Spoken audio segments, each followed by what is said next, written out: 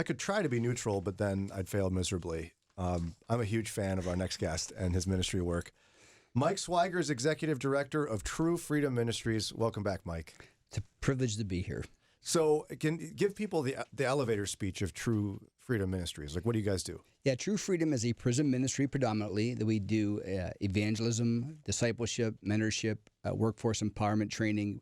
We do work release programming, and we do post-release job placement for individuals in the justice system, adults, juveniles, women, and men. And so essentially you're trying to just love on and support and help people who are incarcerated. From the time they get arrested until they are reintegrated to their families and their communities.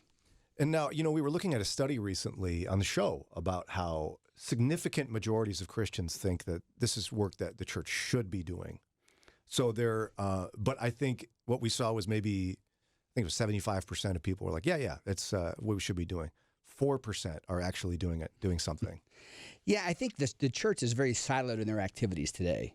The senior pastor role is much more seen as being the lecturer on Sundays, and as opposed to the equipper of the church to go out and do the ministry. And part of that ministry that Jesus commands us to do is visit those in prison, feed the hungry, clothe the naked. Those are like staples of our practical Christian lives that the church doesn't engage in. And now I was cautious not to talk too much about it because I want to be respectful of the state of Ohio and of the work you do at True Freedom. But when I was off last week, I came to visit Grafton Correctional Institution. Is that the right word for it? Grafton Reintegration Center is where you were. Yeah. I know where I was. Grafton Reintegration Center. And you had a chance to show me firsthand the work that you all are doing. And that was a privilege to walk you through. And I mean, Lauren's been telling me for years you belong in prison. I actually, there's so many stereotypes out there. I had a wonderful experience. Some of the kindest, most welcoming people are men I've met in prison. I've been with Pastor Scott at Lorraine Correctional and now with you at Grafton Reintegrational Center. And the guys that you're working with, wonderful men. And these are people who've been saved, they've been discipled, they're sanctified, they're still serving their sentences, but they're not the person they was that committed the crime. In some cases, some of the men you met 30 or 40 years ago, and they're still in prison. Yeah, that was the heartbreaker for me. A couple of, one of the guys, 35 years. Yeah.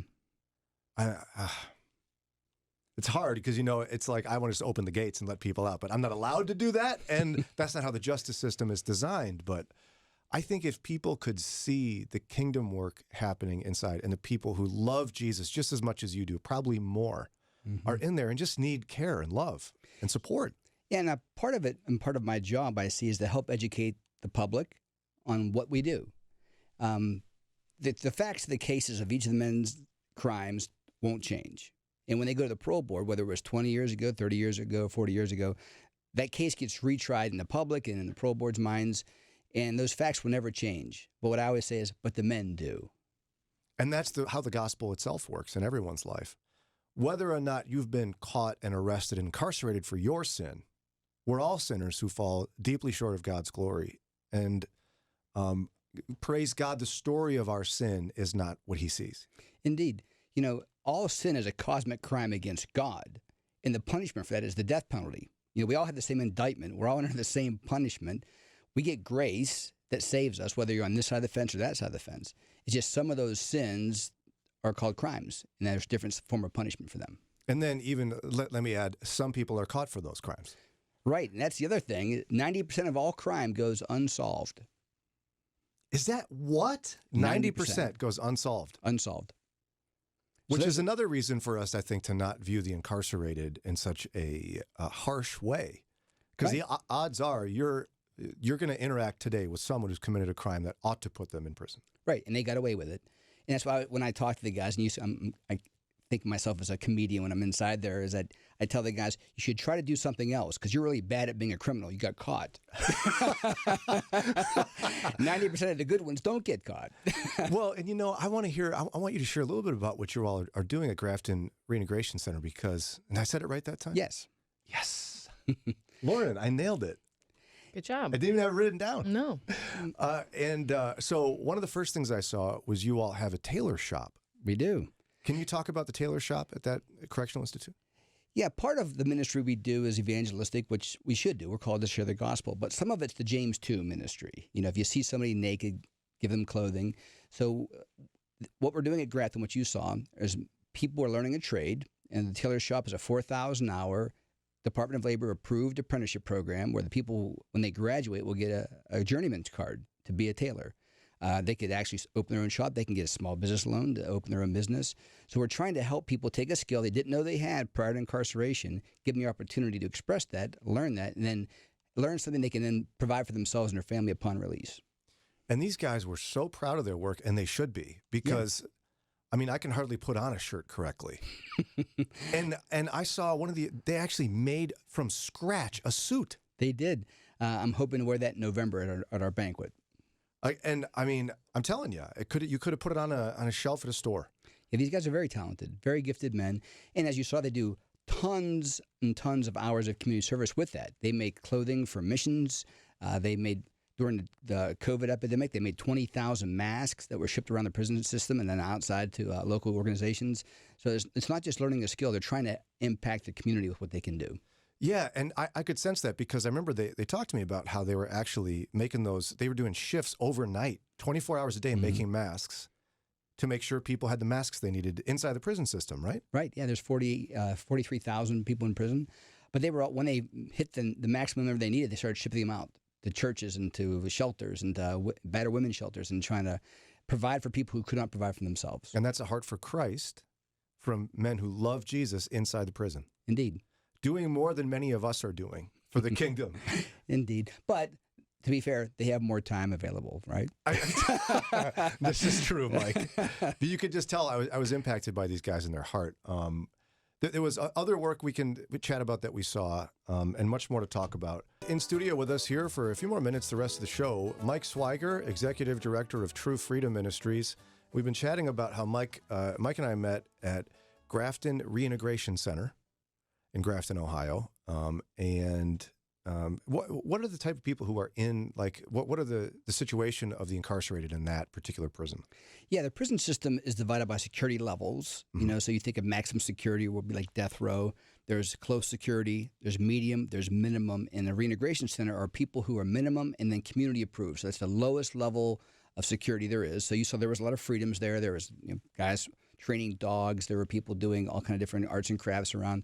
That's not available at the higher security levels. So what you interact with people who are within 3 years of either seeing the parole board or going home. And so the prison system itself is trying to slowly bring someone who's able to towards reintegration into society. Yeah, the guys earn their way there by good behavior, pro-social behaviors, doing good programming. Yeah. And you all do your work where someone is able to enter your program with True Freedom Ministries. They're going to get even more care. And so one of the other job training things I saw is that you all have a screen printing shop in there. We do. That's one of our most popular programs. As you can imagine, guys get a chance to use their creativity. And it's also a 4,000-hour apprenticeship program. And we, as the men go through and get their hours, we make T-shirts for nonprofits. And our T-shirts end up all over the places. We've done band T-shirts for local high schools. We've done other nonprofit garb. So our guys are very proud of what the work they do, and they use it to help other people. And I also had a chance to walk into a classroom where there was a character development class going on. Can you describe what that is? I got to meet all those guys. Hello. Yeah, guys. Hello, guys listening. It's a 40-week discipleship program. We keep those classes to 8 men maximum so that everyone has a chance to participate. Each week there's a character trait that gets discussed that's based on the Bible.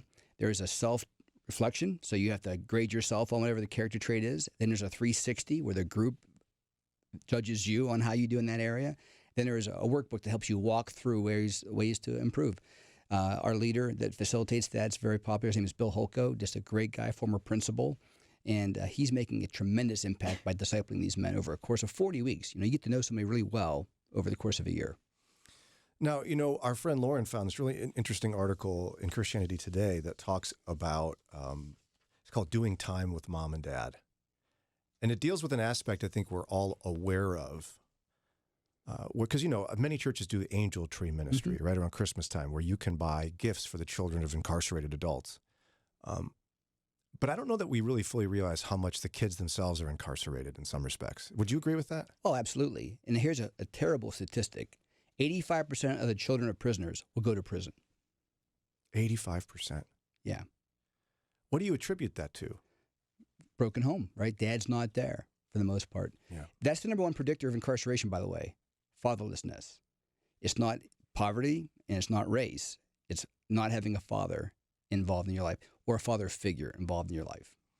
And so, I mean, to go as far as to say it seems like a kid is also incarcerated, what does that mean functionally speaking? Like, what do you find out from men whose kids are on the outside growing up without them? I've worked with the children of parents, people I knew who went to prison, and then you see a kid in high school. All of his friends know where his dad is, and he's being victimized and made fun of because of his dad's in prison. Then there are people who grew up without the dad, whose dad's in prison, who have a lot of anger and resentment because they're not there for Parents' Day at school. There's no father-daughter dances for the young ladies whose dads are in prison. They feel abandoned, and they are. And so what does that separation do to the men and women behind bars? Breaks their hearts. For the most part, it breaks their hearts. Now, there's always exceptions to everything. There is. In life. Yeah, and there's guys who have no care at all. But for the most part, guys, their hearts break when it's Mother's Day, or when it's a school graduation or it's a basketball game they can't be at. And they try to get every stitch of information they can get from anybody who has any contact with their child to see how that child's doing. Yeah, and somebody might say though, yeah, well, if they wanted connection with their kid, they shouldn't have committed a crime. And that is true. However, it's easy to make that judgment having not known the circumstances that led to the crime. What do you mean by that? For instance, there's juvenile prisons in Ohio. Circleville is a prison for juvenile sex offenders. So you have this group of children who will then turn 18, go to the adult system. Statistically, 90% of adults who abuse children were abused themselves. So there's a whole prison full of juveniles who are most likely sexually abused themselves. So they were victimized by an adult. They committed the same copycat crime, and now they're spending large sections of their time in an institution. So they get punished on both sides. And it's easy to say, oh, they did the crime, let them do the time. Well, who knows what led to that in the first place? And so what does it look like for us as followers of Christ in Ohio to be able to, on the one hand, we have to follow Romans 13 and be people who believe in a justice system. There must be justice. God is a God of justice. There must be punishment when someone breaks the law. Absolutely. But how do we balance that with mercy and grace? So our perspective is we don't adjudicate the cases. The courts have done that. Our job is to follow Christ's command to love those in prison as their fellow prisoners. So regardless of the crime, regardless of the sentence, our job is to share the gospel, share the love of Christ, and help them not come home the way they went in. And yet, and you don't have to get too deep into this, but there are systemic issues in any criminal justice system in any country. Yes. But we certainly have ours. One could easily make an argument. Someone commits a heinous crime. Their life is transformed. It's 30 years later. What good is it doing keeping them in prison? And there's no system to get them out. Right. Harvard did a study that showed after 3 years of incarceration, there is no rehabilitative benefit. Every day further after 3 years is debilitating, become institutionalized. Now, people should be punished for their crimes. But in some of these cases, like the men you met, some of these cases took place in the early 1970s. These are not the same individuals who committed these crimes. In most cases, a lot of those cases, the victims aren't even alive anymore. It's not a deterrent to anyone. No one's ever met this guy, but yet he's still in prison. In Harvard study said after 3 years, it no longer has a benefit of rehabilitation. Right. So, but you're not advocating that 3 years be a maximum sentence. No, but there used to be a reformatory system in Ohio where if you were under the age of 24 and you committed a first-time offense, if it wasn't a crime for rape or murder, you did 3 years because they knew that after 3 years it has a negative impact on the life of someone that age. Well, what happened to that program? Went away. Why? Tough on crime. Because wasn't that a 1990s era where it was like, we got to get tough on crime, so let's really punish people? We had the reformatory system in Ohio up until the early 1980s. Guys would have an R number, and that meant they came in they were under 24. And they were 3 years, and then guaranteed you're out. Unless you had bad behavior. Sure. But yeah, no matter what your sentence was, you had an opportunity for release at 3 years if you demonstrated changed life, serious about being a productive citizen. So then Christian care for the incarcerated sounds like it's two-pronged, right? It's just doing what Jesus said, love your neighbor, and your neighbor is someone who's incarcerated. Right. Okay. And so you have to go behind the prison walls to do that. I guess you don't have to. No. You can do things outside, but I really think we need to reinvigorate the idea of going there. It changes you, right? It's not what you expect. Lauren, did it change you? Yeah, absolutely. I mean, you and I didn't expect it to change us. No. We were like, oh, this will be interesting. Anyway. And no, it was transformative. But there has to be an element at which there's some Christians who are called to more systemic reform. Yeah, and that needs to happen at the lawmaker level. Our representatives the people need to push their representatives to get involved in changing the way we do rehabilitation, especially in Ohio. Ohio is one of the nation's largest prison systems, even though we're not one of the largest populations. We're right behind California, New York, and Texas as being one of the largest prison systems in America. Really? Yeah. And yet no one's going to win an election in Ohio saying, let's let more people out of prison. Right. So, I mean, I don't know how you fix that. And that's the catch-22. Because there are prosecutors, they have a job to do. There are sheriffs, they have a job to do. And they're passionate about their jobs, keeping the public safe. There has to be a balance between keeping the public safe on one hand and then creating a system that perpetuates itself by institutionalizing and then releasing individuals who are not prepared to be released.